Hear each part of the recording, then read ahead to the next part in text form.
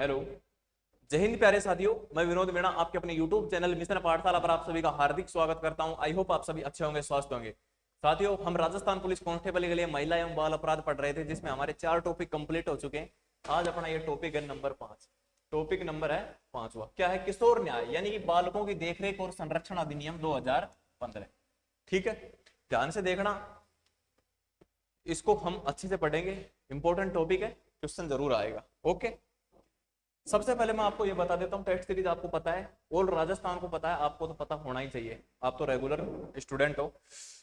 तो देखो, test series मात्र 99 रुपए में है। मात्र कितने में है? 99 रुपए में।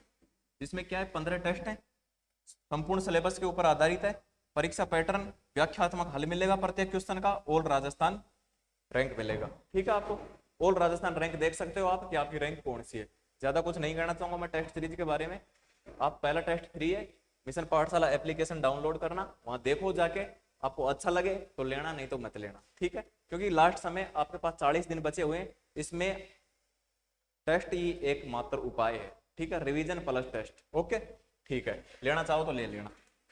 वर्दी का सपना है, 10,000 पोस्टें, दोबारा ऐसा मौका नहीं मिलेगा। देखो, किशोर न्याय अधिनियम 2015 लागू कब होता है? ये 15 जनवरी 2016। अधिनियम कब का है? 2015 का, लेकिन लागू होता है 15 जनवरी 2016 को। ठीक है, विस्तार, इसका विस्तार कहां से? संपूर्ण भारत में इसका विस्तार है। ऐसा नहीं कि जम्मू कश्मीर को छोड़ दिया, केंद्रों को छोड़ दिया, ऐसा कुछ नहीं है। इसका विस्तार है जो संपूर्ण भारत पर है। इसमें अध्याय कितने? टोटल अध्याय है इसमें 10, धाराएं हैं इसमें 112।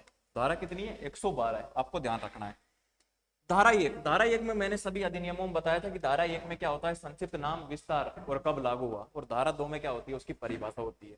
ठीक वैसा ही चलता आ रहा है अभी तक। ओके, ये तो रटने की आवश्यकता है ही नहीं, बस एक बार ध्यान दे लेना है कि प्रत्येक अधिनियम में धारा 1 में संक्षिप्त नाम, विस्तार और प्रारंभ है, और धारा 2 में क्या है, उसकी परिभाषा है। अब देखो, ये परिभाषा क्या है? बालक। बालक क्या होता है? किशोर न्याय अधिनियम 2015 है, तो बालक क्या होता है? बालक क्या होता है? जिसकी उम्र 18 वर्ष से कम हो, वो बालक माना जाएगा। धारा 4, धारा 3 कोई काम की नहीं है। धारा 4 में क्या है? किशोर न्याय बोर्ड का गठन, यानी कि जो किशोर न्याय बोर्ड का गठन है वो किस में होगा? धारा 4 के अंतर्गत होगा। ओके, चलो। धारा 7, किशोर न्याय बोर्ड के संबंध में प्रक्रिया। किशोर न्याय बोर्ड के संबंध में प्रक्रिया की क्या क्या प्रक्रिया होती है किशोर न्याय बोर्ड में? बोर्ड का कार्य स्थल बालक के अनुसार हो, यानी कि बोर्ड का कार्य स्थल, यानी कि जो किशोर न्याय बोर्ड होता है वो जो भी नियम कानून बनाता है वो किसके अनुसार होना चाहिए? बालक के अनुसार। बोर्ड का कार्य स्थल बालक के अनुसार होना चाहिए। ठीक है। धारा 10, विधि का उल्लंघन करने वाले बालक को पकड़ना। धारा 10 में क्या आता है? जो विधि का उल्लंघन, जो नियम कानून कायदे हैं किशोर न्याय बोर्ड के, उसका जो उल्लंघन कोई बालक करता है तो उस बालक को पकड़ा जाएगा। ठीक है। 24 घंटे के भीतर, 24 घंटे के भीतर किशोर न्याय बोर्ड के समक्ष पेश करना होगा।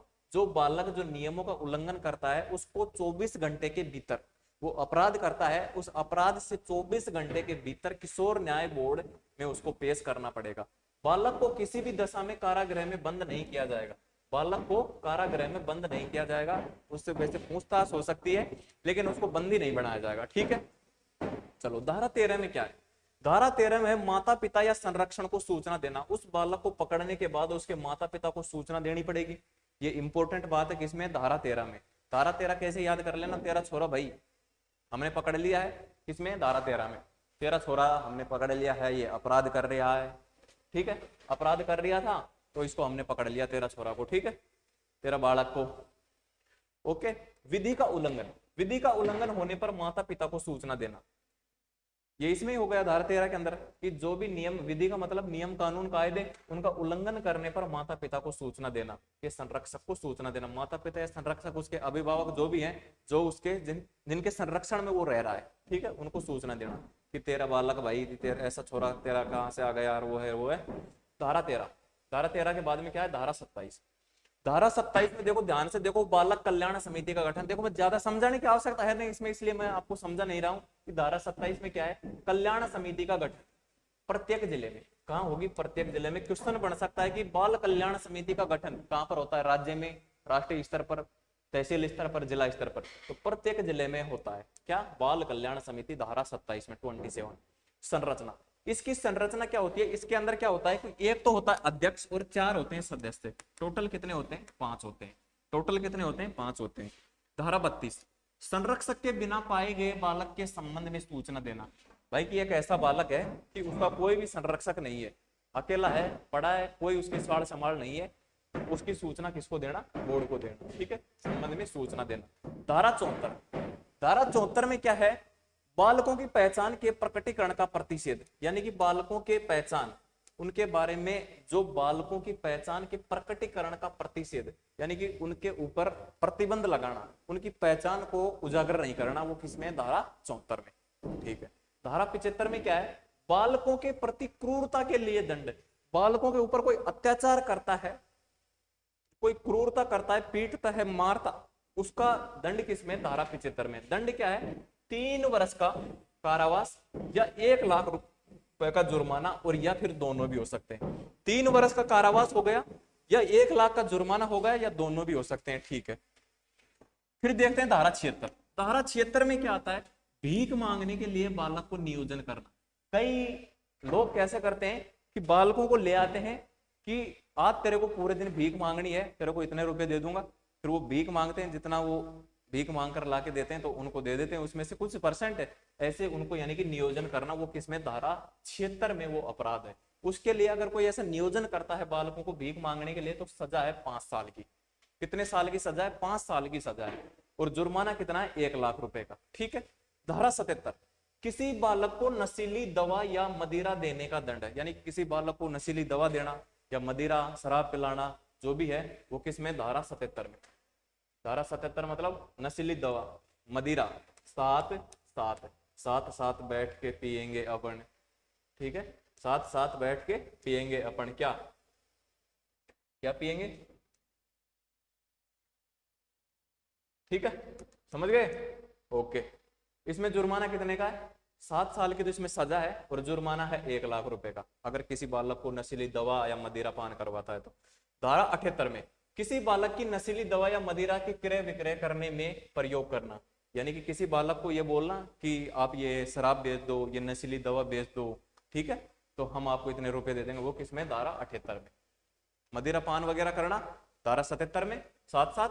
और धारा 78 में क्या है? क्रय विक्रय में प्रयोग करना, 7 साल का तो उसको सजा है और 1 लाख का जुर्माना है।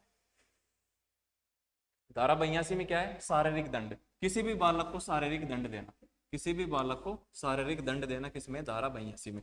बालक की देखरेख करने वाली संस्था अनुशासन में रखने के लिए शारीरिक दंड देता है तो 10,000 रुपए का जुर्माना है। ये भाई गलत बात है, अनुशासन में रखने के लिए दंड नहीं होना चाहिए, लेकिन अनुशासन में रखने के लिए भी अगर बालक को मारा जाता है, पीटा जाता है तो उसके लिए 10,000 रुपए का जुर्माना है। ठीक है। धारा 85, निःशक्त बालक, यानी कि दिव्यांग बालकों पर किए गए अपराध। निःशक्त दिव्यांग बालक होते हैं, उनके ऊपर जो अपराध किए जाते हैं वो किसमें? धारा 85 में। धारा 85 में इस धारा के अनुसार अपराधी को दुगुना दंड मिलेगा।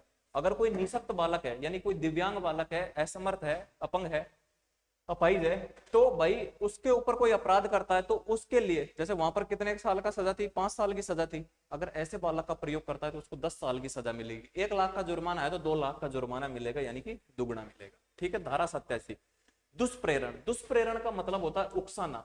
धारा 87 में कि भाई तू ये काम कर दे, कुछ नहीं होने वाला तेरा, मैं हूं तेरे साथ, ऐसा कोई करता है ना तो वो माना जाता है दुष्प्रेरण। और किसमें? धारा 87 में। और धारा 110, नियम बनाने की शक्ति। नियम बनाने की शक्ति किसके पास है? राज्य सरकार के पास है। जो ये अधिनियम है 2015 वाला, ठीक है, किशोर न्याय अधिनियम, इसका नियम बनाने की शक्ति किसके पास है? राज्य सरकार के पास। ठीक है, राज्य सरकार के पास। चलो आगे चलते हैं।